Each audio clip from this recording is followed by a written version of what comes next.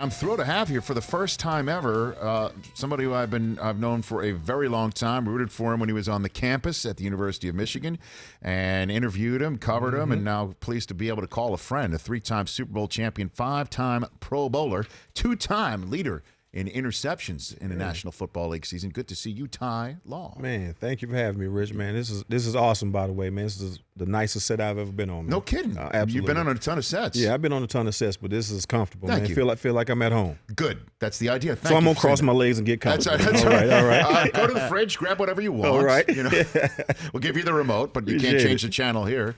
So let's hit on the first subject. Jalen Ramsey. Everyone's talking about a corner giving unvarnished opinions on quarterbacks throughout the league. What do you think of what Jalen has done? I think today? It's awesome. I mean, he's putting himself out there. He feels that he's the best cornerback in football, and I agree with him. He's the best young cornerback in football. He is kind of reminiscent of Deion Sanders when he first came out. He's taking the league by storm, and he's putting his money where his mouth is.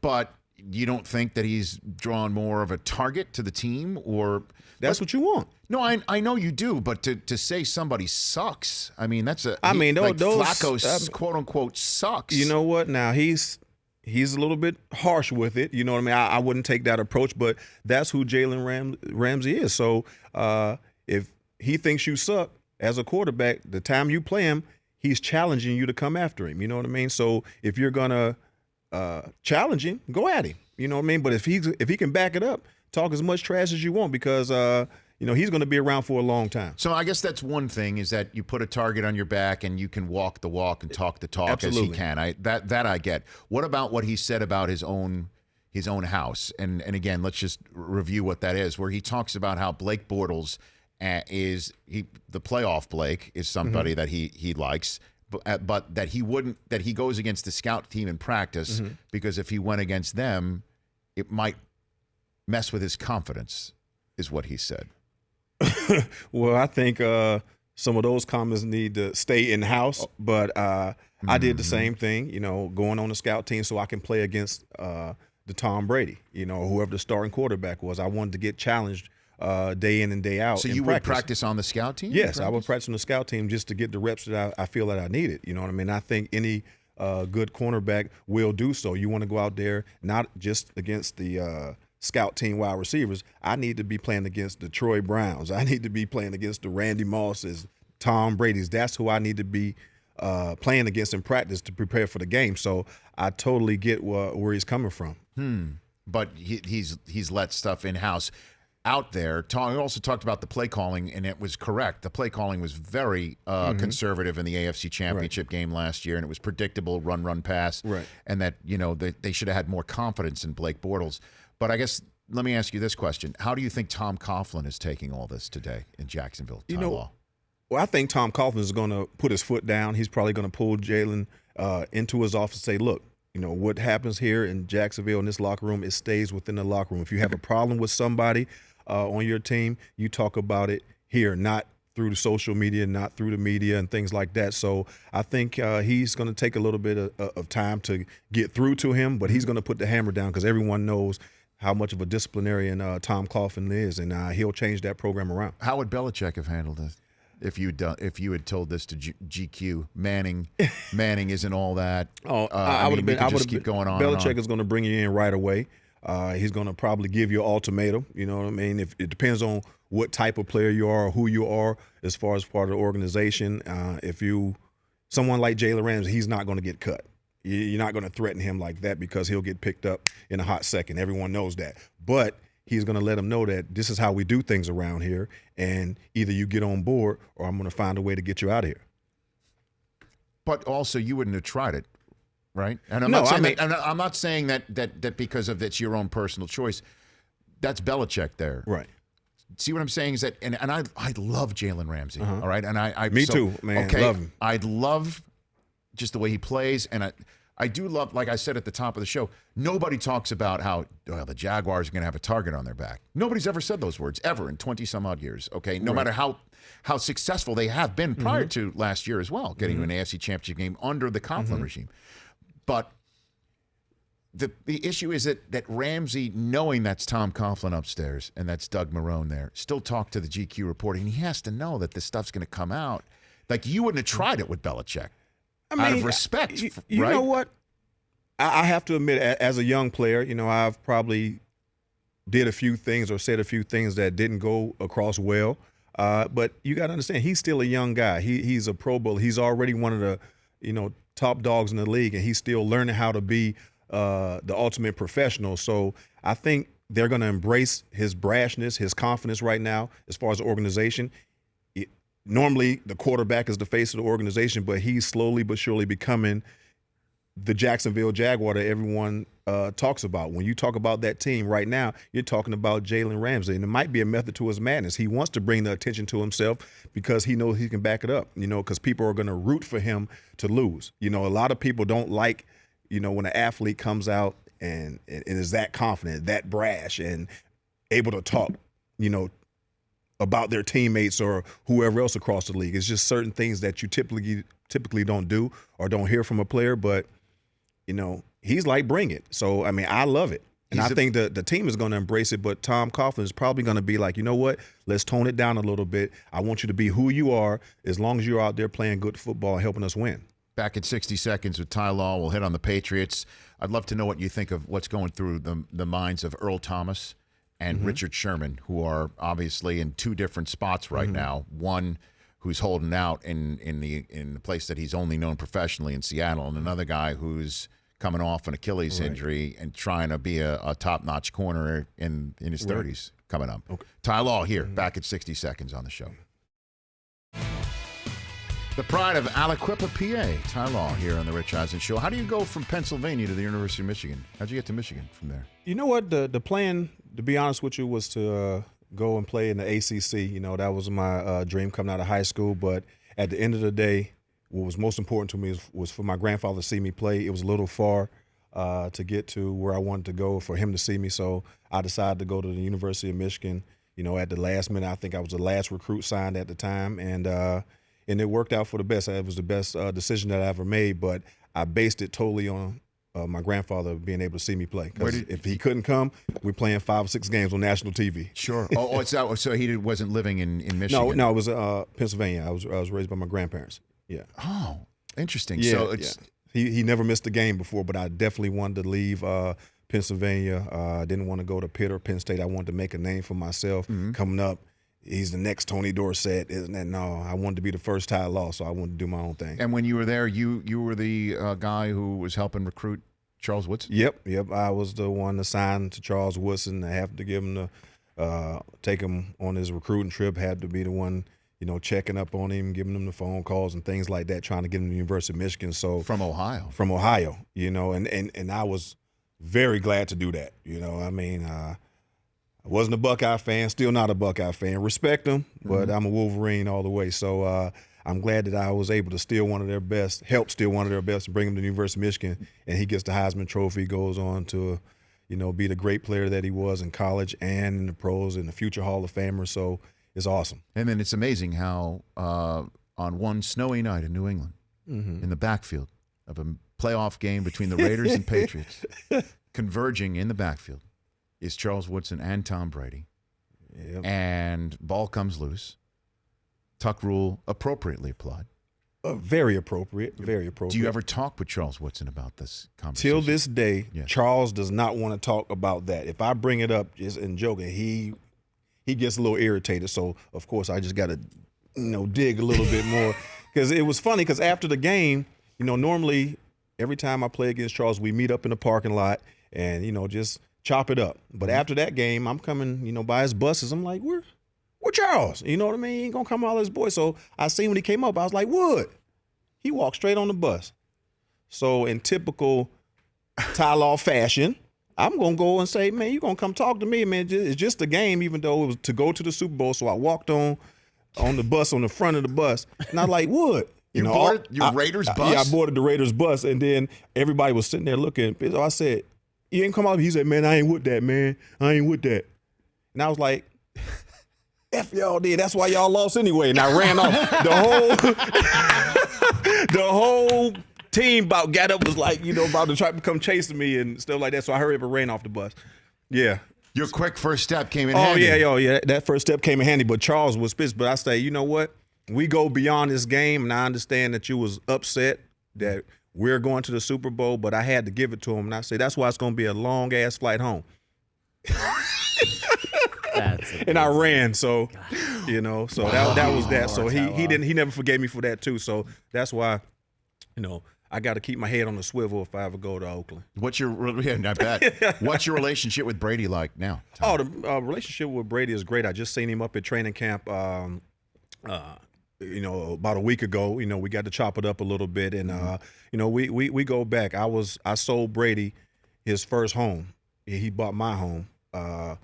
When he wasn't making any money, and I signed a new contract. So I sold Brady my house. I left all the furniture, the TVs, the pool tables, and all that, because he was a Michigan guy. You had to take him up under the wing, and he was a relative, nobody at the time. He was just, barely on the team, and so I had to take care of him. Actually left about 120-30 grand on the table. I was about to say, did you give him a hometown discount? Yeah, I gave him a hometown discount. But like I said, he was move-in ready. All he had to do was bring his bags in. So he remembers that and appreciates that. But now, Tom Brady has blossomed to who he is right now. It's amazing. I can probably fit my whole house in his kitchen.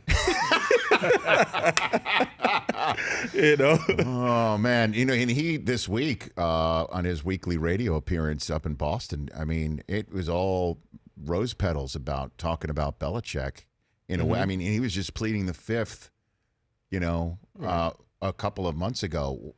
What is the real relationship between him and Bill? I think they have a good relationship. They do. I know, and I think they respect one another. They won a lot of championships together. They a lot of football games. They're going to go down as the greatest quarterback coach combo in the history of teams in NFL or team sports, period. So, my question to people when they talk about the relationship, if you've been in any type of relationship, whether it's your job, whether it's a marriage, for 18 years, you're bound to have some disagreements. You're bound to have some issues with your boss, something, you know what I mean? So I think because of the platform and who they are in this world today with social media and all, everything gets blown out of proportion, but you're not going to always get along. I didn't always get along with every coach, even though I love and respect them. We're trying to accomplish the same things as far as championships and winning football games. And that's the same thing with Coach Belichick and Tom Brady.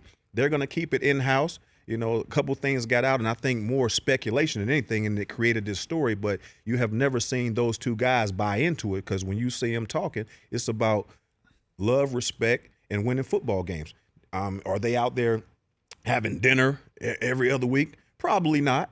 But at the end of the day, when it's all said and done, they know who they are and they know what their relationship is about. And the trainer, that's nothing to see here. The fact that he told Alex Guerrero to go across the street.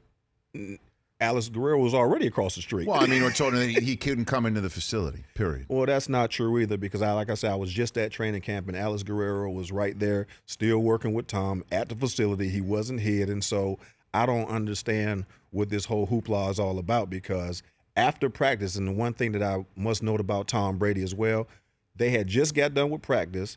What does he do? He goes and trains again with Alex Guerrero. They're out there doing his throwing motions and things like that in the stadium. So he's done practicing while everyone's showering. Tom Brady is still so great that he's going above and beyond, and he's one of the oldest in the league, definitely the oldest in that locker room, and he's the one out there still practicing while everybody's taking a shower with Alex Guerrero. He says he wants to play till 2020 at least. I believe him, and he can, as long as you protect him. He's going to go out there and play as long as he feel he can be effective. Why? Right? I mean, he's got it That's all. who he is. He is always feeling like he has something to prove, even though we all know there is nothing else to prove. There is no argument about who the GOAT is when it comes to the quarterback position anymore. I don't want to hear arguably. Take that word out of it when you talk to Tom Brady. He is definitely the greatest quarterback who's ever, laced him up. And that's without a doubt. So he still, within himself, feels like he has something to prove.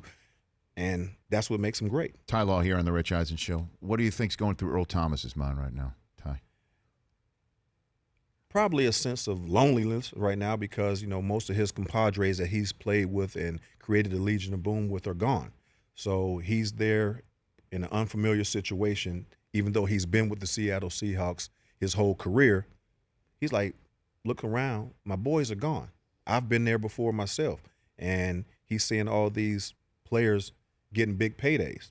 And he's been established, and he knows his window is closing as far as getting another opportunity for a big payday. So he's looking at all those things. So, he's just trying to leverage, who he is to the organization, with the type of player he is right now before he gets another year or so older to get one more last payday, and rightfully so.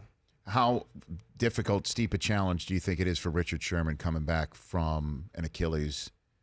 How do you think his I think physically everyone handles injuries different, how you bounce back. But I think Richard, he's a very, very smart, intelligent person before a football player. He's a good football player as well, great cornerback. So it's going to be interesting to see how he bounces back. But I think if he's not there physically just yet, he knows enough mentally to play the game. Because I remember as a player with New York, I wasn't physically the same player. I was coming off of a foot injury.